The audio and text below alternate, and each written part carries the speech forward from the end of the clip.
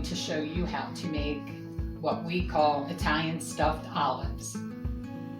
Technically they're little meatballs with the olives inside of them, but that's what we call them. I'm going to show you the type of meat that I buy is these packages of meat. They're approximately 2¼ pounds, and I have 3 packages here. I'm going to prep them with the way that you would do for meatballs, which is with egg, breadcrumb, and spices. So that's what I'm going to do.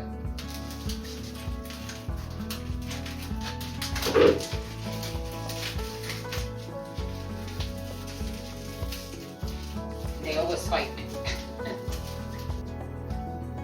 Okay, so I have the ground beef opened, and I'm going to put in the eggs. I have 6 beaten eggs here, and I'm going to put them in. And I'm going to get the breadcrumb. I have to reach a little bit. I kind of eyeball that. You don't want the mixture to be too dry, but you don't want it to be too wet either. It's a getting your hands in there and actually feeling how it feels to you. If it feels like it's not mixing well, you may need more egg. If it's too dry, you may need, if it's too dry, you might need more egg. If it's too wet, you might need more breadcrumb. I'm just going to get the breadcrumb mixed around a little bit. And I use seasoned breadcrumb. It has parsley and Italian spices and stuff like that in it. But I also add more. I add garlic powder, and I add onion powder, and I add salt and pepper.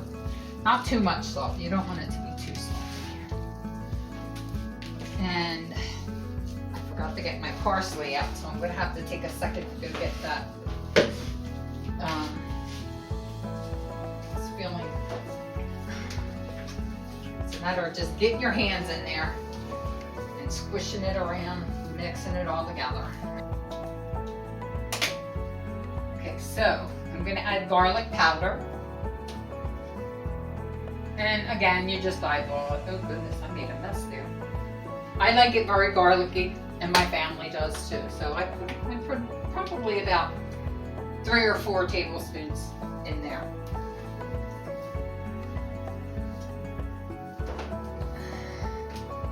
I'm gonna make sure to get it all mixed in. It's just feeling a little tight to me, so I may add a couple more eggs. But I'm going to wait until I get all the spices in and then feel it again, see how it's holding together. Pretty much the egg is your binder. The egg and the breadcrumb, both of them are your binders to hold all the meat together. Oh, I forgot to tell you, the packages that I buy of the ground beef is called 80-20, which means 80% of it is lean meat, and then there's 20% that has some fat in it, because you need the fat to enhance the flavor. This is onion powder. I'm also going to add some parsley. Probably about, again, the ratios are probably about 2 to 3 tablespoons, but if you eyeball it and you see it doesn't look like you're seeing it in there, then put a little bit more. You have to use your own discretion. So now I am mixing it all together. So I'm going to strain some of the juice out of these olives so that I can access them, and they're going to go into a strainer. What I did was, after I mixed up my ground beef, I washed my hands.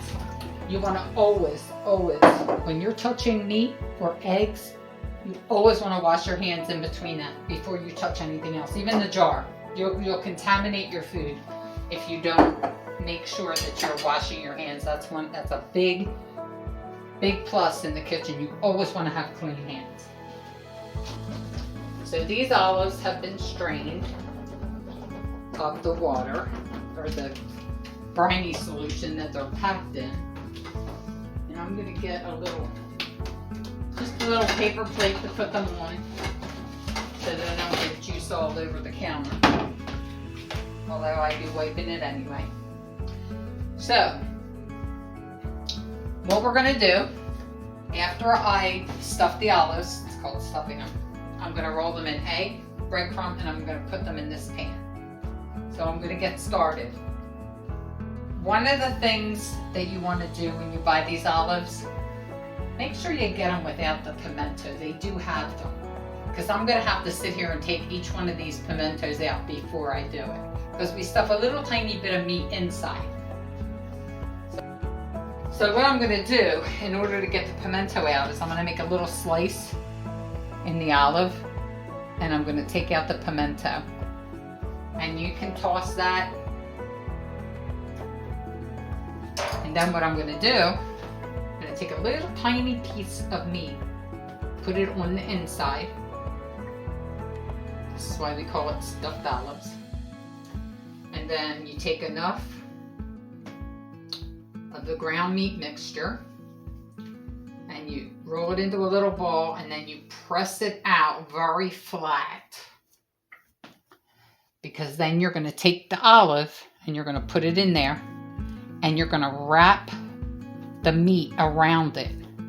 Now you don't want it to be the size of a meatball. These are a bite size. You don't want a whole huge piece of meat around the outside. So you want to make sure that you make it like very flat. And that's pretty much what it looks like. And what we do is we put it in the egg. Then we put it in the breadcrumb.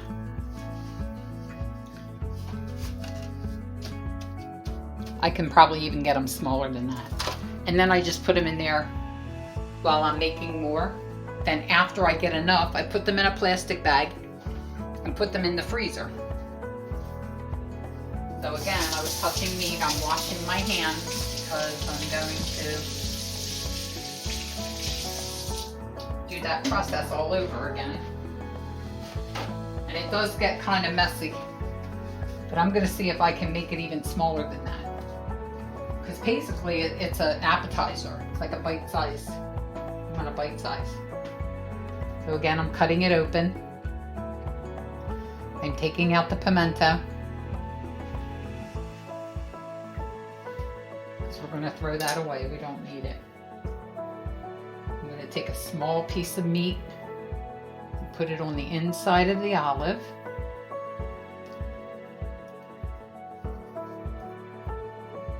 I'm going to take another piece of the meat. Probably about a tablespoonful, even if that. And I roll it into like a little ball and then I press. And I press it all the way down so that it's nice and thin.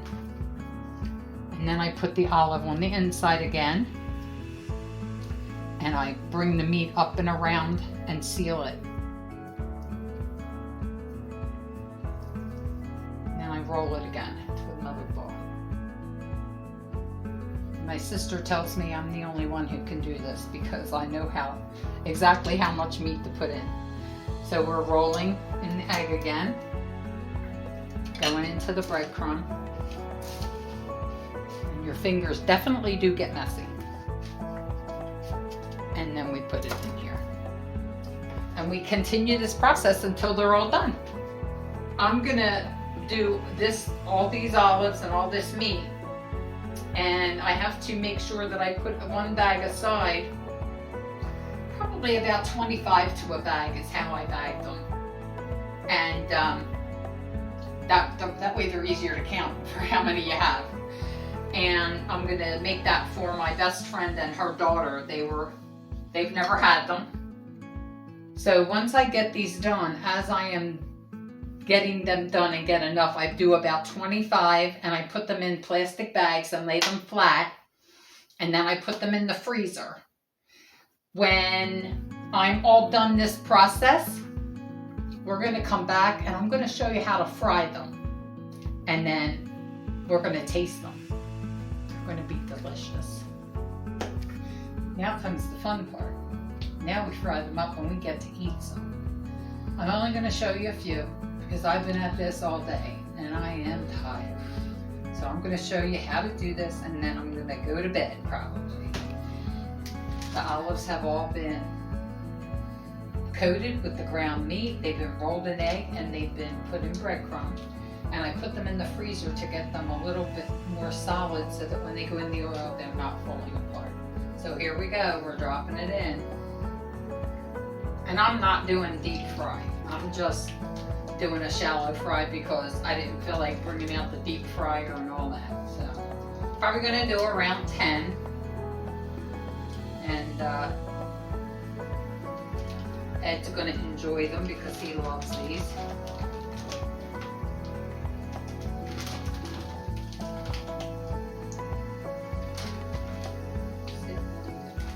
Here's 10. I'm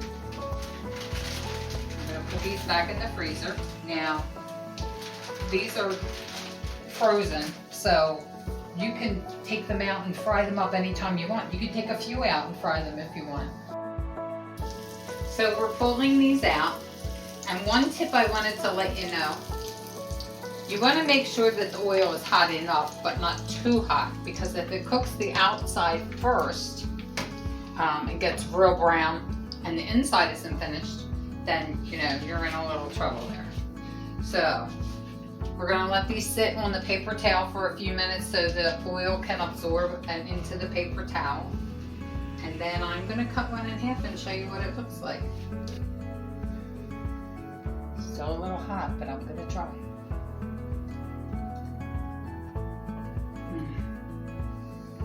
Oh my goodness. Delicious. So that's how you make Italian stuffed olives. Mangia.